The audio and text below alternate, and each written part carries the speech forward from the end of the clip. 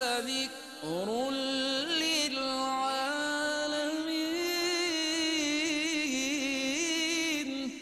یہ قرآن تو صرف تمام جہان والوں کے لیے نصیحت ہے۔ اعوذ باللہ من الشیطان الرجیم، بسم اللہ الرحمن الرحیم۔ ناظرین محترم، السلام علیکم ورحمۃ اللہ وبرکاتہ۔ میں ہوں آپ کا میزبان محمد رئیس احمد، اور پیش کیا جا رہا ہے تلاوت قرآن کریم، ترجمہ اور تفسیر پر مشتمل پروگرام پیغام قرآن۔ الحمدللہ 14واں پارہ نصف مکمل ہو چکا ہے اور نصف باقی ہے، اور آج تلاوت کی جائے گی انشاءاللہ 14ویں پارے کی، اور تلاوت قرآن کریم ترجمہ اور تفسیر انشاءاللہ پیش کی جائے گی۔ تلاوت قرآن کریم کے لیے تشریف فرما ہے ممتاز و معروف قاری جناب قاری نعمان نعیمی۔ السلام علیکم ورحمۃ اللہ وبرکاتہ۔ وعلیکم السلام ورحمۃ اللہ وبرکاتہ۔ اور تفسیر کے لیے تشریف فرما ہے ممتاز و معروف عالم دین علامہ مفتی محمد عامر صاحب۔ السلام علیکم ورحمۃ اللہ وبرکاتہ۔ وعلیکم السلام ورحمۃ اللہ۔ ناظرین محترم، آئیے تلاوت قرآن کریم کا آغاز کیا جا رہا ہے۔ التماس گزار ہوں قاری نعمان نعیمی سے کہ قرآن کریم کی آیات بینات کی تلاوت فرمائیں۔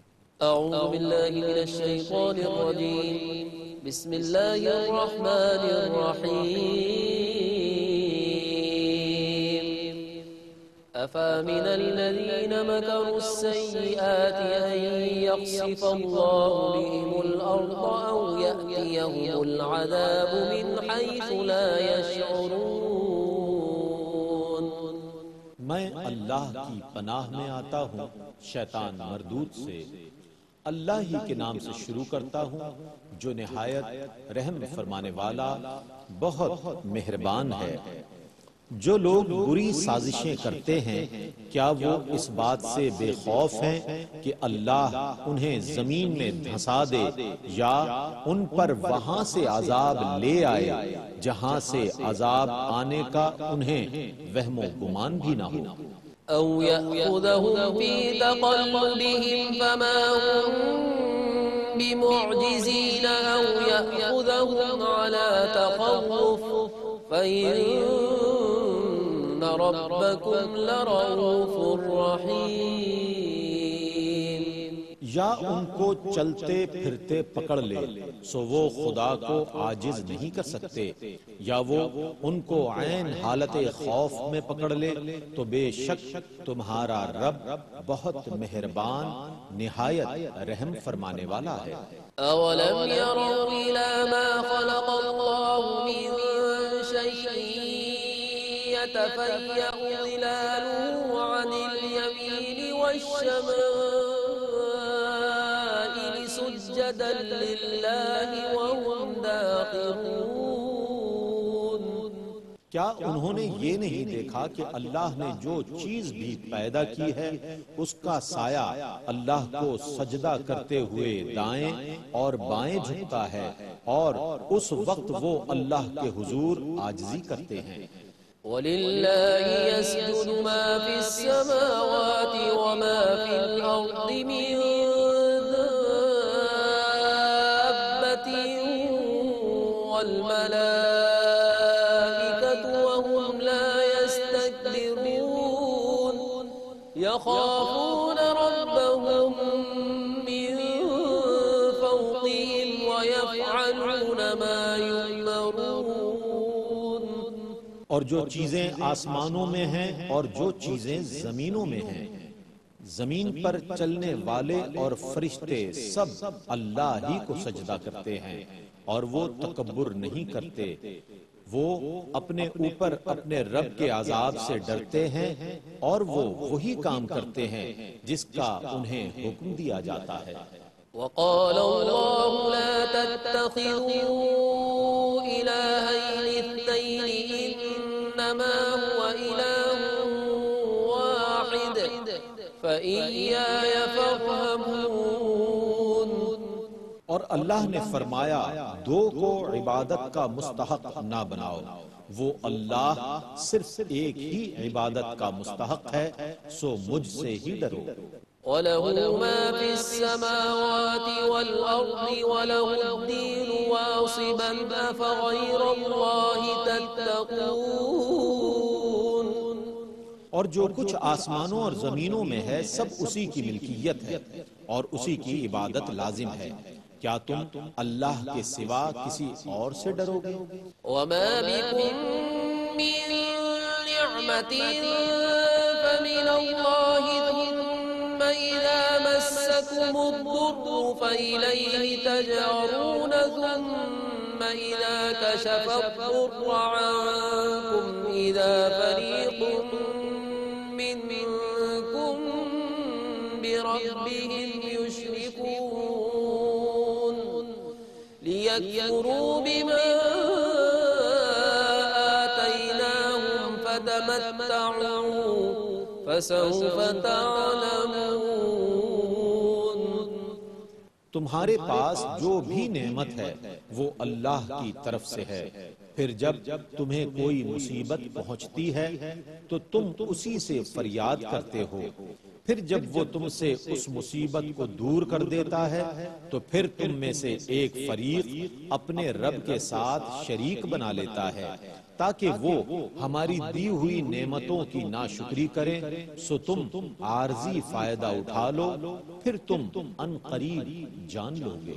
وَيَجْعَلُونَ لِمَا لَا يَعْلَمُونَ نَصِيبًا مِّمَّا رَزَقْنَاهُمْ تَاللَّهِ لَتُسْأَلُنَّ عَمَّا كُنتُمْ تَفْتَرُونَ۔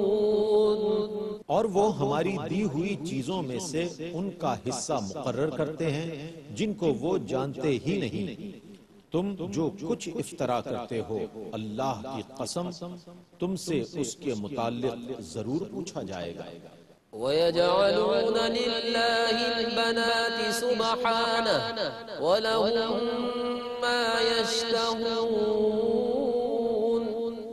اور وہ فرشتوں کو اللہ کی بیٹیاں قرار دیتے ہیں، اللہ اس سے پاک ہے اور اپنے لیے وہ جس کو وہ پسند کرتے ہیں یعنی بیٹے۔ وَإِذَا بُشِّرَ أَحَدُهُم بِالْأُنثَىٰ ظَلَّ وَجْهُهُ مُسْوَدًّا وَهُوَ كَظِيمٌ۔ اور جب ان میں سے کسی کو بیٹی کی بشارت دی جاتی ہے تو اس کا منہ سارا دن سیاہ رہتا ہے اور وہ غمزدہ رہتا ہے۔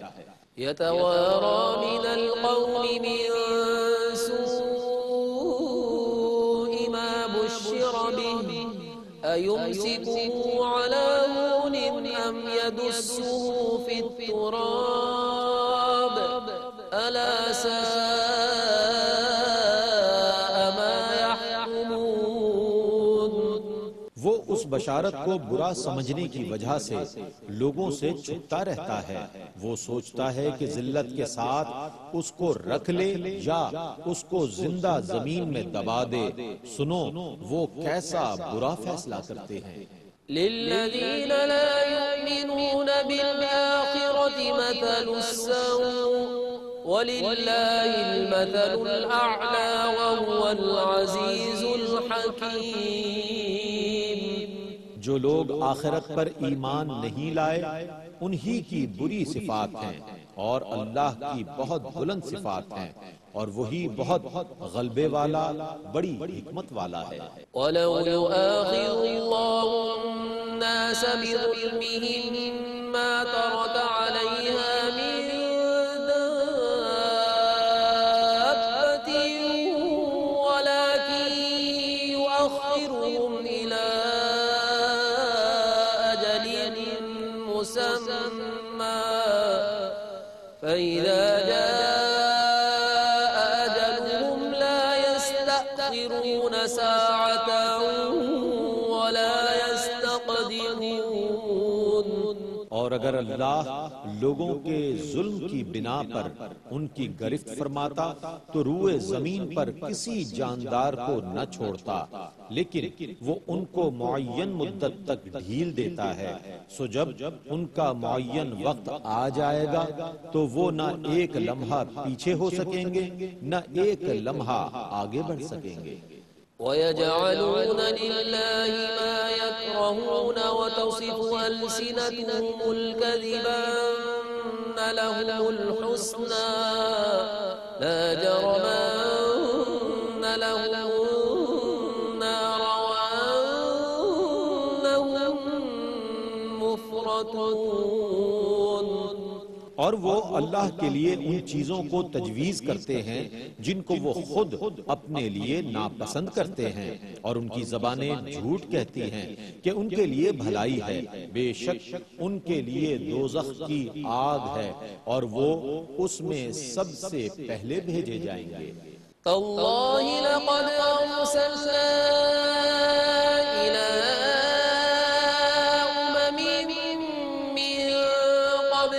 فزين لهم الشيطان أعمالهم فهو وليهم اليوم ولهم عذاب أليم. اللہ کی قسم، ہم نے آپ سے پہلے بھی کئی امتوں کی طرف رسول بھیجے، بس شیطان نے ان کے اعمال کو مزین کر دیا، سو آج وہی ان کا دوست ہے اور ان کے لیے دردناک عذاب ہے. وما أنزلنا عليك الكتاب إلا لتبين لهم الذي اختلفوا فيه وهدى ورحمة لقوم يؤمنون. اور ہم نے آپ پر یہ کتاب صرف اس لیے نازل کی ہے تاکہ آپ اس چیز کو صاف بیان کر دیں جس میں یہ اختلاف کرتے ہیں، اور یہ کتاب مومنوں کے لیے ہدایت اور رحمت ہے. والله أنزل من السماء ماء فأحيا به الأرض بعد موتها إن في ذلك لآية لقوم يسمعون.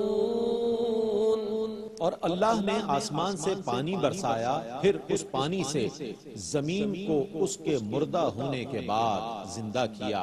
بے شک اس میں ان لوگوں کے لیے ضرور نشانی ہے جو غور سے سنتے ہیں. وَإِن لَكُمْ فِي الْأَنْعَامِ لَعِبْرَةً نُسْقِيكُم مِّمَّا فِي بُطُونِهِ مِن بَيْنِ فَرْثٍ ودم لبنا خالصا سائغا للشاربين.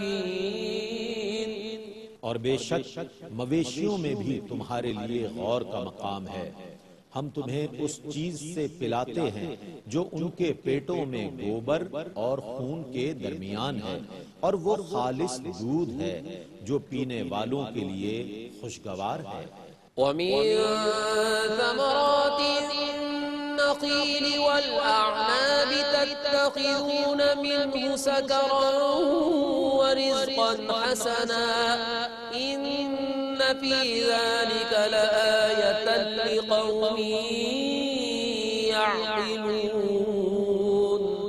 اور ہم تمہیں کھجوروں اور انگوروں کے پھلوں سے پلاتے ہیں، تم ان سے میٹھے مشروبات تیار کرتے ہو اور عمدہ رزق. بے شک اس میں عقل والوں کے لیے ضرور نشانی ہے. وَأَوْحَى رَبُّكَ إِلَى النَّحْلِ أَنِ اتَّخِذِي مِنَ الْجِبَالِ بُيُوتًا وَمِنَ الشَّجَرِ وَمِمَّا يَعْرِشُونَ. اور تیرے رب نے شہد کی مکھی کے دل میں ڈالا کہ وہ پہاڑوں میں اور درختوں میں اور اونچے چھپروں میں گھر بنائے. ثم كلي من كل الثمرات فاسلكي سبل ربك ذللا يخرج من بطونها شراب مختلف ألوانه فيه شفاء للناس إن في ذلك لآية لقوم يتفكرون. پھر تو ہر قسم کے پھلوں سے رس چوس، پھر اپنے رب کے بنائے ہوئے آسان راستوں پر چلتی رہ۔ ان کے پیٹوں سے رنگ برنگ کا مشروب نکلتا ہے، اس مشروب شہد میں لوگوں کے لیے شفا ہے، بے شک اس میں غور و فکر کرنے والوں کے لیے ضرور نشانی ہے۔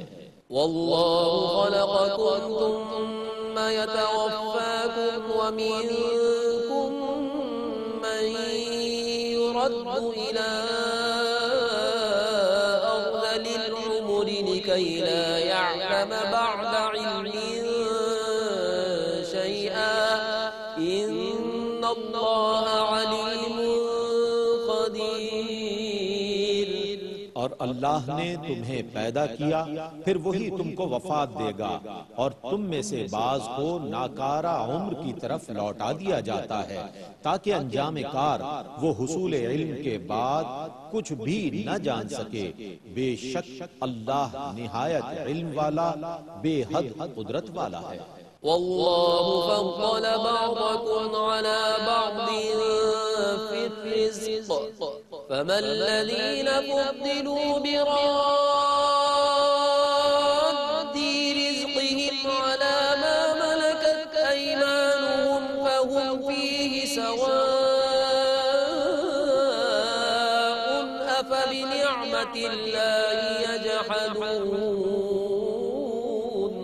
اور اللہ نے تم میں سے بعض کو بعض پر رزق میں فضیلت دی ہے، سو جن کو رزق میں فضیلت دی گئی ہے وہ اپنا رزق اپنے ان غلاموں کو دینے والے تو نہیں ہیں جو ان کی ملکیت میں ہیں، تاکہ وہ رزق میں برابر ہو جائیں، پس کیا وہ اللہ کی نعمت کا انکار کریں گے؟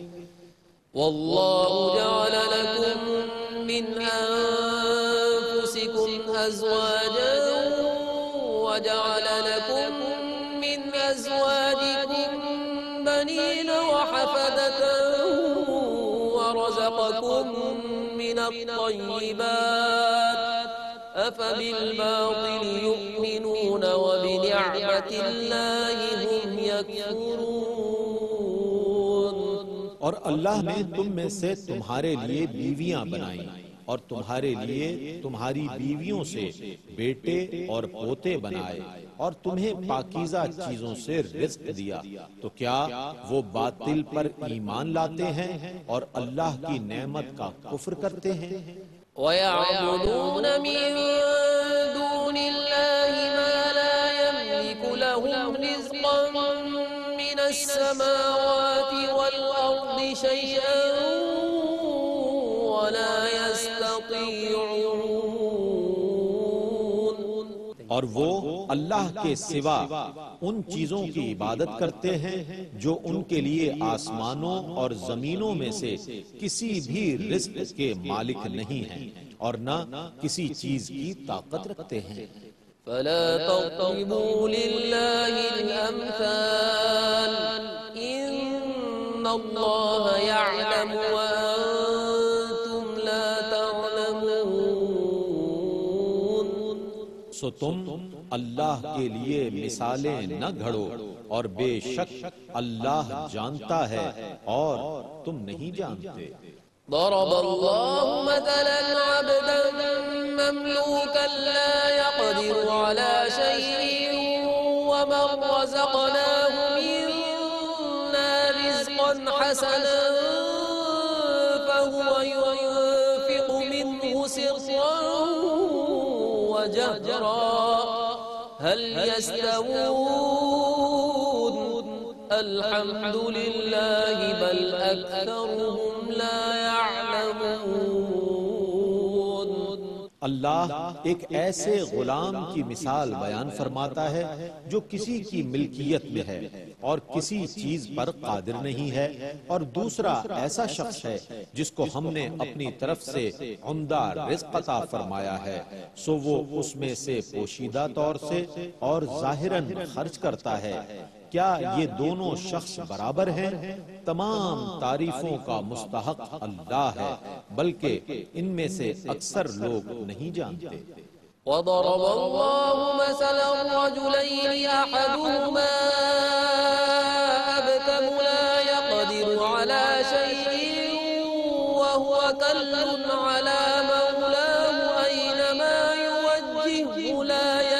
بخير هل يستوي هو ومن يأمر بالعدل وهو على صراط مستقيم. اور اللہ ایک اور مثال بیان فرماتا ہے. دو مرد ہیں، ان میں سے ایک گونگا ہے جو کوئی کام نہیں کر سکتا، اور وہ اپنے مالک پر بار ہے. اس کا مالک اسے جہاں بھی بھیجے وہ کوئی خیر کی خبر نہیں لاتا. کیا یہ شخص اس کے برابر ہو جائے گا جو نیکی کا حکم دیتا ہے اور وہ راہ راست پر ہے؟ وَلِلَّهِ غَيْبُ السَّمَاوَاتِ وَالْأَرْضِ وَمَا أَمْرُ السَّاعَةِ إِلَّا كَلَمْحِ الْبَصَرِ أَوْ هُوَ أَقْرَبُ إِنَّ اللَّهَ عَلَى كُلِّ شَيْءٍ قَدِيرٌ. اور آسمانوں اور زمینوں کا سب غیب کا علم اللہ ہی کے ساتھ خاص ہے، اور قیامت کا وقوع صرف پلک جھپکنے میں یا اس سے بھی جلد ہوگا. بے شک اللہ ہر چیز پر قادر ہے. والله أخرجكم من بطون أمهاتكم لا تعلمون شيئا وجعل لكم السمع والأبصار والأفئدة لعلكم تشكرون. اور اللہ نے تم کو تمہاری ماؤں کے پیٹوں سے پیدا کیا. اس وقت تم کچھ بھی نہیں جانتے تھے، اور اس نے تمہارے کان اور تمہاری آنکھیں اور تمہارے دل بنائے تاکہ تم اللہ کا شکر ادا کرو. أَلَمْ يَرَوْا إِلَى الطَّيْرِ مُسَخَّرَاتٍ فِي جَوِّ السَّمَاءِ مَا يُمْسِكُهُنَّ إِلَّا اللَّهُ إِنَّ فِي ذَلِكَ لَآيَاتٍ لِقَوْمٍ يُؤْمِنُونَ. کیا ان لوگوں نے آسمان کی فضا میں پرندے نہیں دیکھے جو اللہ کے نظام کے تابع ہیں؟ انہیں اللہ کے سوا کوئی گرنے سے نہیں روکتا. بے شک اس میں ایمان لانے والوں کے لیے ضرور نشانیاں ہیں. والله جعل لكم من بيوتكم سكنا وجعل لكم من جلود الأنعام بيوتا تستخفونها يوم ظعنكم ويوم إقامتكم ومن أصوافها وأوبارها وأشعارها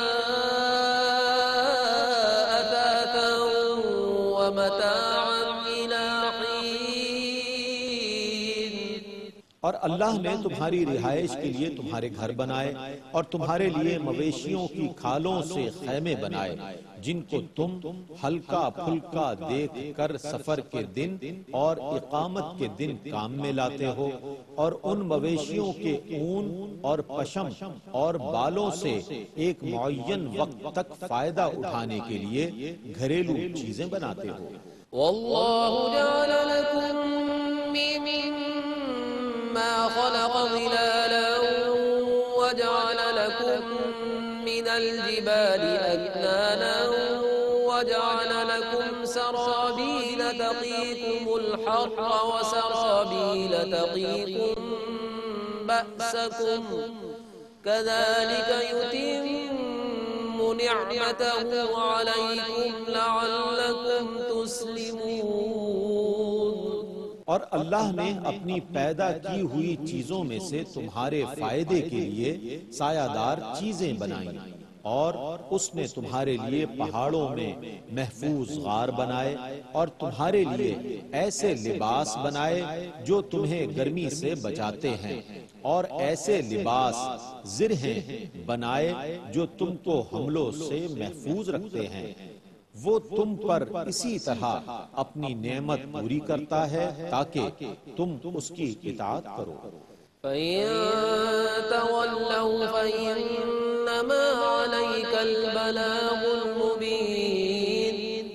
يعرفون نعمة الله ثم ينكرونها وأكثرهم الكافرون۔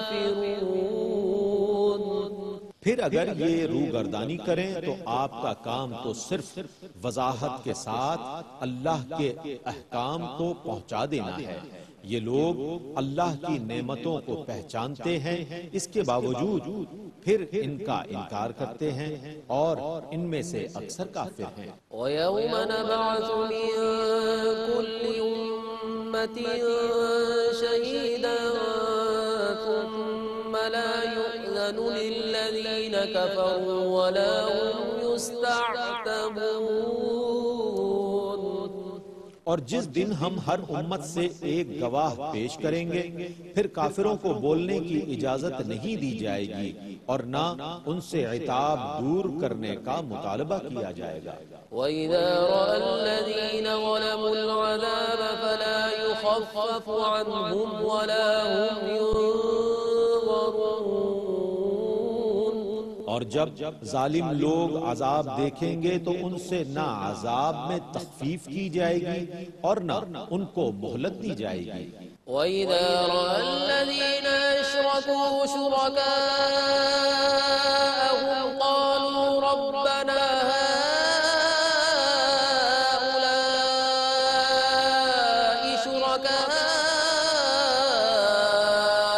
الَّذِينَ كُنَّا نَدْعُو مِن دُونِكَ فَأَلْقَوْا إِلَيْهِمُ الْقَوْلَ إِنَّكُمْ لَكَاذِبُونَ۔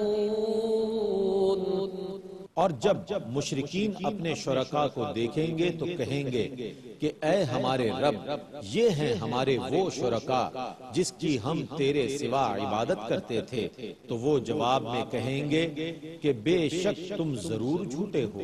وَأَلْقَوْا إِلَى اللَّهِ يَوْمَئِذٍ السَّلَمَ وَضَلَّ عَنْهُمْ مَا كَانُوا يَفْتَرُونَ۔ الَّذِينَ كَفَرُوا وَصَدُّوا عَن سَبِيلِ اللَّهِ زِدْنَاهُمْ عَذَابًا فَوْقَ الْعَذَابِ بِمَا كَانُوا يُفْسِدُونَ۔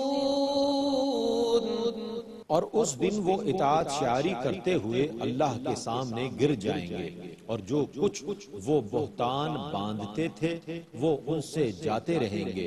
جن لوگوں نے کفر کیا اور لوگوں کو اللہ کے راستے سے روکا، ہم ان کے عذاب پر مزید عذاب بڑھا دیں گے کیونکہ وہ فساد کرتے تھے۔ وَيَوْمَ نَبْعَثُ فِي كُلِّ أُمَّةٍ شَهِيدًا عَلَيْهِمْ مِنْ أَنفُسِهِمْ وَجِئْنَا بِكَ شَهِيدًا عَلَى هَؤُلَاءِ وَنَزَّلْنَا عَلَيْكَ الْكِتَابَ تِبْيَانًا لِكُلِّ شَيْءٍ وَهُدًى وَرَحْمَةً وَبُشْرَى لِلْمُسْلِمِينَ۔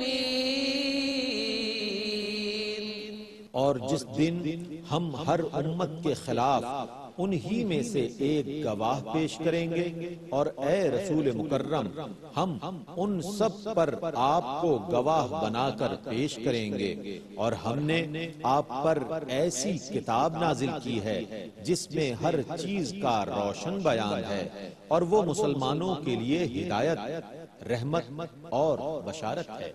تلاوت قرآن کریم اور ترجمہ پیش کیا گیا۔ آئیے ان آیات کو سمجھنے کے لیے، ان کی تفسیر کے لیے اور ان کی تفہیم کے لیے بڑھتے ہیں تفسیر قرآن کی جانب۔ میں ملتمس ہوں حضرت علامہ مفتی محمد عامر صاحب سے کہ ان آیات بینات کی تفسیر فرمائیں۔ بسم اللہ۔ اعوذ باللہ من الشیطان الرجیم، بسم اللہ الرحمن الرحیم۔ انما هو الہ واحد وإیای فارہبون۔ سوائے اس کے نہیں کہ تمہارا الہ ایک ہے، تمہارا رب ایک ہے، تمہارا معبود ایک ہے، سو تم اسی سے ڈرو۔ اللہ تبارک و تعالیٰ نے یہ فرمایا کہ اسی سے ڈرا جاتا ہے جو تمہارا رب ہو، جو تمہارا خالق ہو، اور وہ چونکہ ایک ہے اس لیے انسانوں کو ہر ایک سے نہیں بلکہ صرف ایک سے ڈرنا چاہیے۔ ہر ایک سے ڈرنا جو ہے وہ عقل مندی نہیں ہے، بلکہ اللہ تبارک و تعالیٰ ہی خالق ہے، سو اسی سے ڈرنا چاہیے۔ اور پھر اللہ تبارک و تعالیٰ نے اس کے لیے دلائل اور موٹیویشن فرمائی۔ وَلَهُ مَا فِي السَّمَاوَاتِ وَالْأَرْضِ، اسی کا ہے زمین و آسمان میں جو کچھ بھی ہے۔ وَلَهُ الدِّينُ وَاسِبًا، اور اس کا دین قائم و دائم ہے۔ یہاں پر دین کو قائم اور دائم ہونے سے مراد دو طرح کی لی جاتی ہیں کہ زمین و آسمان جب اس کا ہے تو اس کے اندر دین یعنی سسٹم بھی اسی کا ہے، بے شک اس کائنات کے اندر نظام بھی اسی کا ہے۔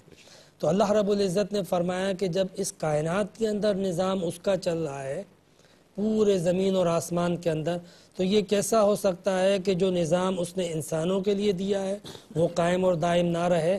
تو لہٰذا اس آیت سے مراد یہ بھی لی گئی ہے کہ جس طرح کائنات کے اندر جو ہے اللہ رب العزت کا سسٹم جو ہے وہ قائم اور دائم ہے، اسی طرح اس زمین پر اللہ رب العزت کا دین قائم اور دائم ہے۔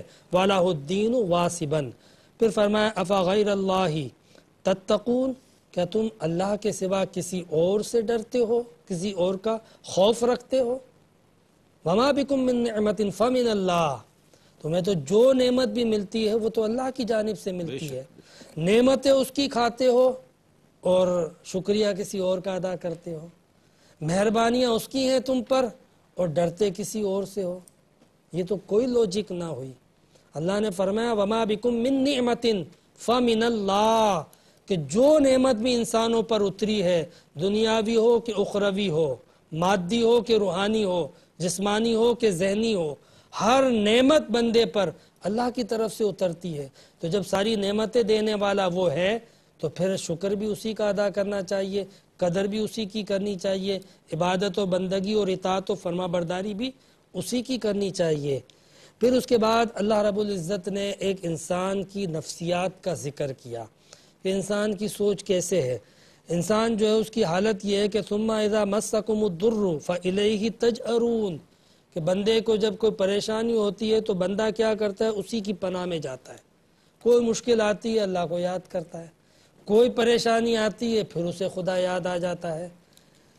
اللہ رب العزت نے فرمایا ثم اذا کشف الضر عنکم اذا فریق منکم بربہم یشرکون، لیکن جب ہم اس پریشانی کو جب بندہ یاد کرتا ہے اور ہم اس پریشانی کو اٹھا دیتے ہیں تو پھر بندہ ہمیں بھلا دیتا ہے، پھر اسے پرواہ نہیں ہوتی ہے۔ تو یہ بندوں کی نفسیات ہے۔ اور ایسا بھی ہوا ہے کہ بندہ جو ہے وہ مشکل میں تو خدا کو یاد کرتا ہے اور جب مشکل ٹل جاتی ہے تو اپنے دوسرے معبودوں کو یاد کرتا ہے اور ان کے چڑھاوے چڑھاتا ہے، ان کے لیے حصے نکالتا ہے، باطل معبودوں کے لیے۔ تو اللہ رب العزت نے اس کا ذکر کیا کہ اذا فریق منکم بربہم یشرکون، کہ ان میں سے ایک فریق ایسا ہے کہ جب ان سے مصیبت ٹلتی ہے تو پھر شرک کرتا ہے، کوئی آفت، کوئی قحط، کوئی مصیبت نازل ہوتی ہے خدا کو یاد کرتا ہے، مصیبت جہاں ٹلی تو پھر وہ اپنے دھندے پہ لگ جاتا ہے، انہی فاسقانہ، فاجرانہ اور مشرکانہ کاموں میں۔ پھر مشرکین کا تذکرہ کرتے ہوئے اللہ رب العزت نے ان کی ایک سوچ پر بڑی کڑی تنقید فرمائی۔ وہ کیا کرتے تھے؟ مشرکین کہتے تھے کہ فرشتے اللہ تعالیٰ کی بیٹیاں ہیں، وَيَجْعَلُونَ لِلَّهِ بَنَاتِ، فرشتوں کو انہوں نے بیٹیاں کہا تو اللہ تعالیٰ نے کہا کہ یہ اللہ تعالیٰ کے لیے بیٹیاں ثابت کرتے ہیں یہ لوگ۔ اللہ رب العزت نے پہلے تو عقیدے کی بات کی، سبحانہ وَلَهُمْ يَشْتَهُونَ، اللہ تبارک و تعالیٰ جو ہے وہ تو پاک ہے، اللہ تبارک و تعالیٰ بیٹوں سے بھی پاک ہے، بیٹیوں سے بھی پاک ہے، مگر یہ کافر جو اللہ تبارک و تعالیٰ کے لیے بیٹیاں ثابت کرتے ہیں، یہ جو اپنی طرف سے اللہ تبارک و تعالیٰ کی بیٹیاں فرشتوں کو قرار دیتے ہیں، اگر یہ خدا کو مانتے ہیں اور ان کی نظر میں خدا کی احمد کسی سطح پر بھی ہے، کچھ بھی بہتر ہے کسی سطح پر بھی، تو کم از کم یہ اپنے لیے جو پسند کرتے ہیں وہی خدا کے لیے پسند کرتے۔ اس کا مطلب یہ ہوا کہ حقیقت میں یہ خدا کو مانتے ہی نہیں ہیں، بس دعوے ہیں اور ظاہراً وہ کہتے ہیں کہ نہیں ہم خدا کو مانتے ہیں۔ یہ انہی بتوں کو مانتے ہیں جن کے چڑھاوے چڑھاتے ہیں، جن کی عبادت کرتے ہیں، جن کی پوجا کرتے ہیں، جن کا کاروبار کرتے ہیں۔ یہ خدا کو نہیں مانتے ہیں۔ اگر خدا کو مانتے ہوتے اور کسی سطح پر بھی اپنے آپ سے خدا کو بہتر سمجھتے تو کم سے کم جو ہے وہ اپنے لیے جو پسند کرتے ہیں وہ خدا کے لیے بھی پسند کرتے۔ اپنے لیے تو یہ بیٹیاں پسند نہیں کرتے ہیں۔ قرآن خود کہہ رہا ہے کہ جب انہیں بیٹی کی خوشخبری دی جاتی ہے تو اس دن ان کا چہرہ کالا پڑ جاتا ہے، وہ پورا دن غصے میں گزرتا ہے۔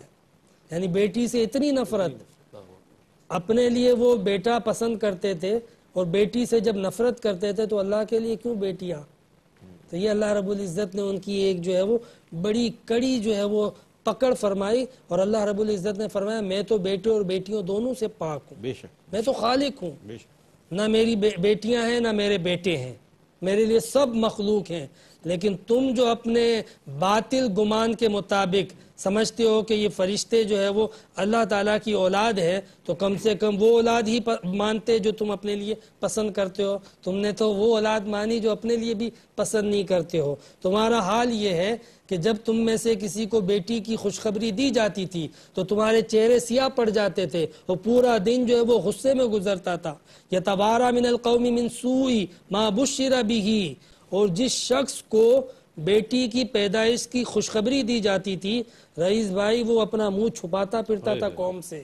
یہ قرآن بتا رہا ہے، یعنی یہ باقاعدہ ایسا ہوتا تھا کہ وہ اپنا چہرہ لوگوں سے چھپاتا تھا۔ اور کیوں چھپاتا تھا؟ ایمسکہ علی ہون ام یدسہ فی التراب، کہ میں یا تو اب ذلت کے ساتھ اس کو پالوں اور اس سوسائٹی میں، اس کالونی میں ذلیل بن کے رہوں، یا پھر اس کو مٹی کے اندر دفن کر دوں۔ یعنی جس کے گھر پیدائش ہوتی تھی بیٹی کی، اس کے پاس صرف دو چوائس ہوتی تھی۔ نمبر ایک یہ کہ وہ ذلیل بن جائے اس معاشرے میں، بے شرم بن جائے، لوگ اس کو تانے دے کہ بیٹی کا باپ ہے، بیٹی کا باپ ہے، یا پھر یہ کہ وہ اس کو زمین میں دفن کر دے۔ اس کے علاوہ کوئی چوائس نہیں تھی۔ قربان جائیے قرآن کی عظمت پر کہ قرآن نے ایک نئی چوائس پیش کی، ایک نیا تصور پیش کیا، اور یہ قرآن نے پیش کیا۔ میں کہتا ہوں کہ جتنی بھی خواتین ہیں، عورتیں ہیں، وہ احسان مانیں یہاں پر قرآن کا، کیونکہ ہر خاتون کسی کی بیٹی ہے، بے شک، بے شک، اور یہ بیٹیوں پر احسان قرآن نے کیا کہ کل تک انسانوں کے پاس تیسری چوائس نہ تھی، لیکن پھر میرے مصطفیٰ نے کہا کہ بیٹی رحمت ہے، بیٹی نعمت ہے، بیٹی جنت کی بشارت ہے، بیٹیوں کی پرورش کرنے والا وہ ایسا ہوگا جنت میں میرے ساتھ واہ، بالکل۔ واہ، واہ، سبحان اللہ، سبحان اللہ۔ بیٹیوں کی وجہ سے رزق ملتا ہے، رحمت اترتی ہے اللہ تبارک و تعالیٰ کی۔ تو یہ چوائس کس نے دی؟ یہ قرآن نے دی چوائس، حالانکہ ان کے پاس کوئی اور چوائس نہ تھی۔ الا ساء ما یحکمون، کہ بہت ہی بڑا حکم وہ لگایا کرتے تھے اپنی اس کمینی سوچ کے ذریعے، کہ وہ جو ہے وہ بیٹیوں کے لیے اس طریقے کا تصور کرتے تھے کہ بس ہمیں جو ہے وہ بیٹا چاہیے، بیٹا ہماری جنگوں میں کام آئے گا، بیٹا ہمارے کاروبار میں کام آئے گا، بیٹا ہمارے لیے جو ہے وہ لڑنے کے لیے، قبضہ کرنے کے لیے ایک طاقت کا ذریعہ بنے گا۔ لیکن انہیں یہ نہیں پتا کہ بیٹی کتنی بڑی طاقت ہے۔ اس معاشرے کے اندر جس طریقے سے بیٹوں کی ضرورت پڑتی ہے، بالکل اسی طرح بیٹیوں کا کردار ہے، بیٹیوں کی اہمیت ہے، بیٹیوں کی عظمت اور ضرورت ہے، اس کا بھی کسی طریقے سے انکار نہیں کیا جا سکتا، اور آج وقت نے ثابت بھی کیا اور قرآن کے تصور کو دنیا نے تسلیم بھی کیا۔ اس کے بعد اللہ رب العزت نے اس سورت کا جو سب سے اہم حصہ ہے یعنی سورہ نحل، تو شہد کی مکھی کے بارے میں فرمایا وَأَوْحَى رَبُّكَ إِلَى النَّحْلِ أَنِ اتَّخِذِي مِنَ الْجِبَالِ بُيُوتًا وَمِنَ الشَّجَرِ وَمِمَّا يَعْرِشُونَ، کہ اللہ رب العزت نے وہی فرمائی شہد کی مکھی کی طرف۔ وہی سے مراد یہاں یہ ہے کہ اللہ رب العزت نے ودیت کر دیا، اس کی شرست میں ڈال دیا، اس کی طبیعت اور نیچر میں ڈال دیا، اس کی طبیعت ثانیہ بنا دی اللہ تبارک و تعالیٰ نے، کہ شہد کی مکھی کی ایک عادت بنا دی کہ وہ اپنے چھتے بنائے پہاڑوں پر، درختوں پر یا بیلوں پر۔ تو آپ دیکھیں کہ شہد کے چھتے اگر دنیا میں کہیں ملیں گے تو وہ ان 3 جگہوں پر ملیں گے، اس کے علاوہ چوتھی جگہ پر نہیں ملے گا۔ تو اس لیے نہیں ملے گا کہ شہد کی مکھی کو بنانے والے نے جو ہدایات دی ہیں یہ بات وہ کہہ رہا ہے، کیا بات ہے، سبحان اللہ۔ جس نے شہد کی مکھی کو بنایا اور جس نے شہد کی مکھی کو چھتا بنانا سکھایا، اور شہد کی مکھی کو چھتا بنانے کی جس نے ہدایت دی ہے نا، اس نے ان 3 جگہوں کی اس کو ہدایت دی ہے۔ تو اس لیے آپ کو انہی 3 جگہوں پہ شہد کی مکھی کے چھتے نظر آئیں گے۔ اللہ رب العزت نے یہ وحی کی شہد کی مکھی کی طرف۔ پھر اللہ رب العزت نے فرمایا ثم کلی من کل الثمرات، پھر تو ہر پھل میں سے کھا، فسلکی سبل ربک ذللا، اور چل ان راستوں پر جو تیرے لیے تیرے رب نے متعین کیے ہیں۔ یہ شہد کی مکھی کے لیے اللہ تبارک و تعالیٰ نے جو ہے وہ مخصوص راستے متعین کیے ہیں، مخصوص پھول متعین کیے ہیں کہ ان پھولوں کے پاس جانا ہے اور ان میں سے تمہیں رس کو چوسنا ہے اور چوس کے آ کے واپس جو ہے وہ شہد کے چھتے میں جمع کر دینا ہے۔ تو یہ بڑی حیرت انگیز بات ہے کہ اگر ہم شہد کی مکھی کے ایک نظام کو دیکھیں تو آپ کو اندازہ ہوگا کہ ہم تو انسان ہیں جنہیں اللہ نے عقل عطا کی ہے، ہم تو اللہ رب العزت کی تخلیق کا شاہکار ہے۔ جب ایک مکھی کو اللہ تبارک و تعالیٰ نے اتنی اجتماعی زندگی، اتنی تمدنی زندگی بسر کرنے کا شعور عطا کر دیا، جس طرح وہ اپنے اندر ایک ٹریننگ سینٹر قائم کرتی ہیں، ان کے اندر ایک ملکہ مکھی ہوتی ہے، ایک باقاعدہ اس کی ہدایت پر سب کو جو ہے وہ چلنا پڑتا ہے، پھر ایک گھر بنایا جاتا ہے، اور گھر کے اندر جو ان کی کاریگری ہوتی ہے، مطلب آج کے دور کا کوئی ماہر آرکیٹیکٹ بھی اس ٹیکنالوجی کو جو ہے وہ نہیں لا سکتا۔ مسدس گھر ہوتا ہے، آپ نے دیکھا ہوگا 6 دیواریں ہوتی ہیں، آپ کو مطلب 6 دیوار والا کوئی جو کھانا ہے وہ کہاں ملتا ہے؟ مطلب یہ شہد کی مکھی کو جو اللہ تعالیٰ نے جو ہنر عطا فرمایا، جو فن عطا فرمایا کہ اس کو جو مسدس قسم کا جو مکان بنانے کی صلاحیت عطا کی، سب یکساں ہوتے ہیں۔ پھر وہ اپنے اندر سے ہی نکلنے والے ایک ویکس کے ذریعے اس کے اوپر پلاسٹر کرتی ہیں، اور اس ویکس کے اندر باقاعدہ ایسے کیمیکلز اور ریزز ہوتی ہیں کہ صرف شہد کی مکھی اندر داخل ہو سکتی ہے، کوئی اور داخل ہونے جائے تو وہ اس کے اندر سے ایسے جراثیم اور ریزز نکلتی ہیں کہ وہ انہیں داخل نہ ہونے دیں۔ اور شہد کی مکھی میں سے بھی وہ شہد کی مکھی کہ جو شہد بنانے والی چیزیں ہیں وہ لے کر آئے گی تو داخل ہو سکے گی، اور اگر کوئی اور چیز غلط چیز لے کر آئے گی تو وہ داخل نہیں ہو سکے گی اس گھر کے اندر۔ اس ویکس کے اندر اللہ تعالیٰ نے یہ ایک قدرتی سسٹم رکھا ہے، اس لیے رکھا ہے کہ اندر میں شہد بنے گا، وہ چیز بنے گی جس کے لیے قرآن نے کہا ہے شفا ہے، جس کے لیے قرآن نے کہا ہے شفاء للناس۔ تو اللہ تعالیٰ نے بندوں کے لیے جب کسی چیز کو شفا کے طور پہ، دوا کے طور پہ بنایا تو پھر اس کے لیے کتنے محفوظ انتظام کیے۔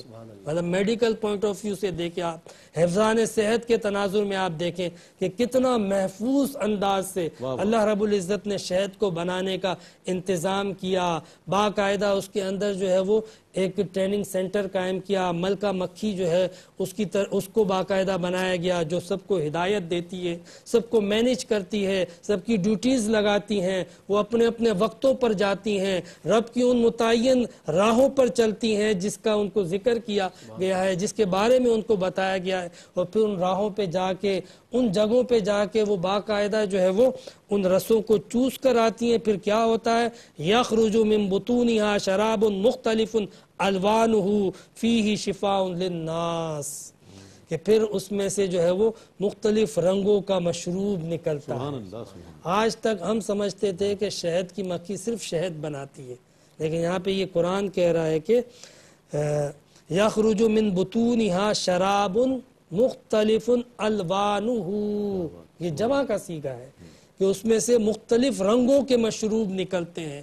آج جب تحقیق کی تو سائنسدانوں نے وہ 6 قسم کے مشروب جو ہے وہ چھتے میں سے نکالے، تو ایک نہیں، شہد ایک ہے، بی وینم ہوتا ہے، پولن ہوتا ہے، ویکس ہوتا ہے، اس طرح کئی چیزیں ہیں جو ٹوٹل 6 بنتی ہیں، جن کے کلر الگ الگ ہوتے ہیں، جن کی رنگت بھی جدا ہوتی ہے، جن کے ذائقے بھی جدا ہوتے ہیں، اور جن کے استعمال کے مقاصد اور مفادات بھی جدا ہوتے ہیں۔ تو یہ اللہ رب العزت نے قرآن حکیم کے اندر ان جدا جدا چیزوں کو جو ایک جگہ جمع ہو رہی تھی قرآن پاک میں بیان کیا، تو اس سے پتہ چلا کہ واقعی اللہ کا کلام ہے اور حق ہے۔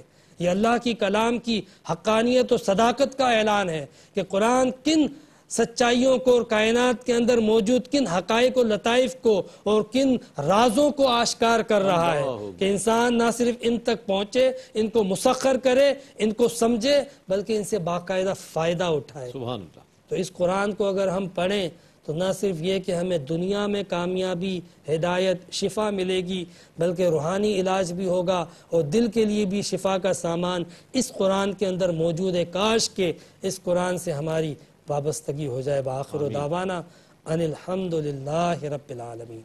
بہت شکریہ مفتی صاحب، بہت خوبصورت انداز میں مفتی صاحب تفسیر بیان فرما رہے تھے، اور اس دعا پر ہم بھی آمین کہیں گے کہ جو دعا فرمائی مفتی صاحب نے کہ اللہ تعالیٰ قرآن کریم سے ہمیں وابستہ فرما دے، اور ایسا وابستہ فرما دے کہ اس کے تمام احکام پر عمل کرنے کی ہمیں توفیق عطا فرمائے۔ اللہ تعالیٰ سے دعا ہے کہ ARYQ-TV کے اس اہتمام کو، اس انتظام کو قبول فرمائے اپنی بارگاہ میں، قرآن کریم کا فیضان اور عرفان ہمیں اور آپ کو، ہم سب کو نصیب فرمائے، اسلام پر زندگی عطا فرمائے، ایمان پر موت، اور بروز حشر نبی کریم علیہ السلام کی شفاعت عظمیٰ سے بہرہ مند فرمائے۔ اس کے ساتھ ہی اپنے میزبان محمد رئیس احمد کو اجازت دیجیے۔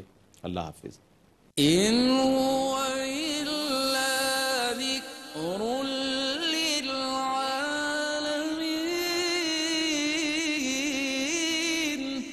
یہ قرآن تو صرف تمام جہان والوں کے لیے نصیحت ہے۔ لقد يسرنا القرآن للذكر فهل من